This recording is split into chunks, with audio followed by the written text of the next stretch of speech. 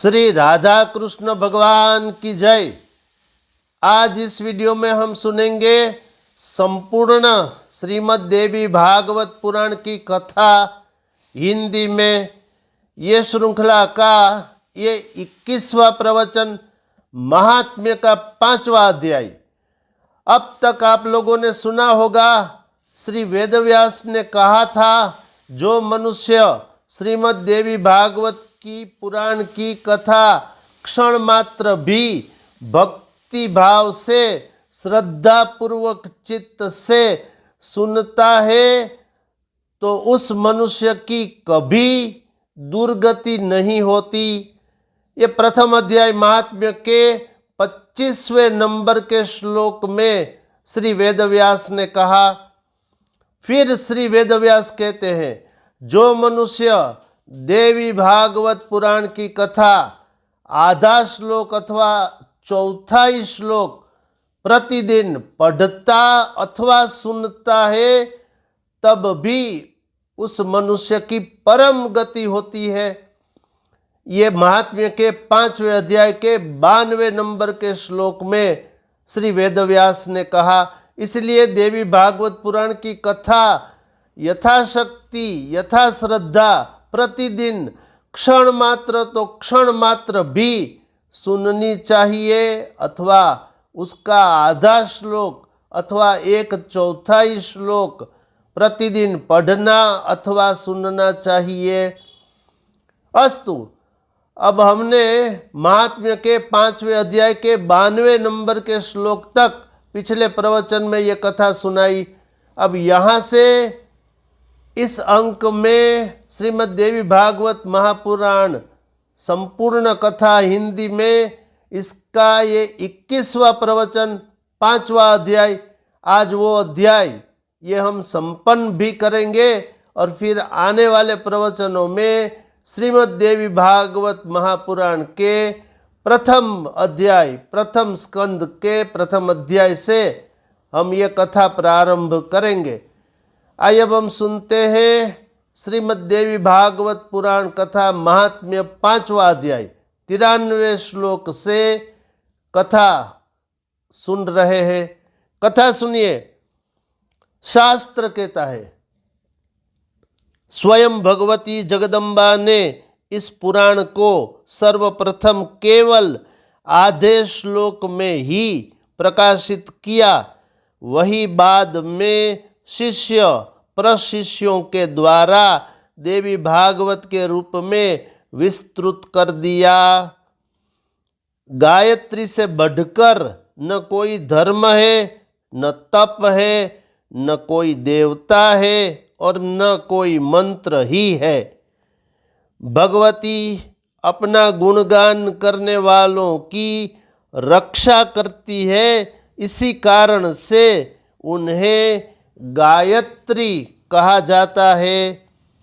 वे भगवती गायत्री इस पुराण में अपने रहस्यों सहित विराजती है। अतः भगवती को प्रसन्न करने वाले इस देवी भागवत की 16वीं कला के समान भी अन्य महापुराण हो ही नहीं सकते। श्रीमद् देवी भागवत पुराण अत्यंत निर्मल है, जो ब्राह्मणों का अमूल्य धन है और जिसमें स्वयं धर्मपुत्र नारायण ने पवित्र धर्म का वर्णन किया है।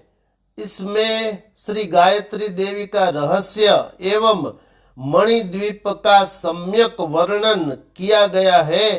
साथ ही इसमें हिमालय के प्रति स्वयं भगवती द्वारा कही गई देवी गीता विद्यमान है। इस कारण से हे विप्रो, इस महापुराण के सदृश दूसरा कोई उत्तम पुराण लोक में नहीं है। अतः आप लोग सदा इस श्रीमद् देवी भागवत का भली भांति सेवन करें। जिनके संपूर्ण प्रभाव को ब्रह्मा विष्णु, शिव तथा भगवान शेष नारायण भी भली भांति नहीं जान सकते, जबकि वे उन्हीं के अंशज भी है, तब दूसरे देवता उन्हें कैसे जान सकेंगे। उन माँ भगवती जगदम्बिका को मेरा निरंतर प्रणाम है, जिनके चरण कमलों की धूलि पाकर ब्रह्मा समस्त संसार की रचना करते हैं। भगवान विष्णु निरंतर पालन करते हैं और भगवान शंकर संहार करते हैं। दूसरे किसी उपाय से वे अपना अपना कार्य करने में समर्थ नहीं हो सकते। ऐसी उन माँ भगवती जगदम्बिका को मेरा निरंतर प्रणाम है। अमृत सागर के तट पर कल्प वृक्ष की वाटिका से सुशोभित मणिद्वीप में स्थित बहुवर्ण विचित्र चिंतामणिमय भवन में तथा परम शिव के हृदय में विराजमान रहने वाली और मंद मंद मुस्कान युक्त मुखमंडल वाली माँ जगदम्बा का ध्यान करके मनुष्य सांसारिक सुखों का उपभोग करता है और अंत में निश्चय ही मोक्ष प्राप्त करता है। इस प्रकार ब्रह्मा, विष्णु, शिव, इंद्र इत्यादि देवताओं एवं समस्त महर्षियों द्वारा पूजित मणिद्वीप निवासिनी वे माँ भगवती संसार का कल्याण करती रहे।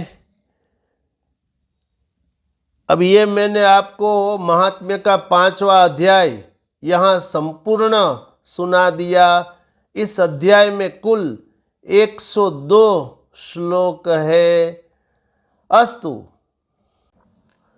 इस देवी भागवत महात्म्य में कुल 5 अध्याय है और कुल श्लोक 383 है, जिसमें प्रथम अध्याय में श्लोक की संख्या 50, दूसरे में 82, तीसरे में 58, चौथे में 91, 5वें महात्म्य के अध्याय में श्लोक की संख्या 102।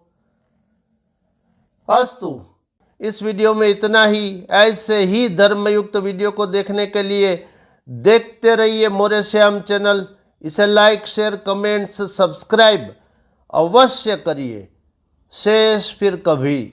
बोलिए श्री राधा कृष्ण भगवान की जय।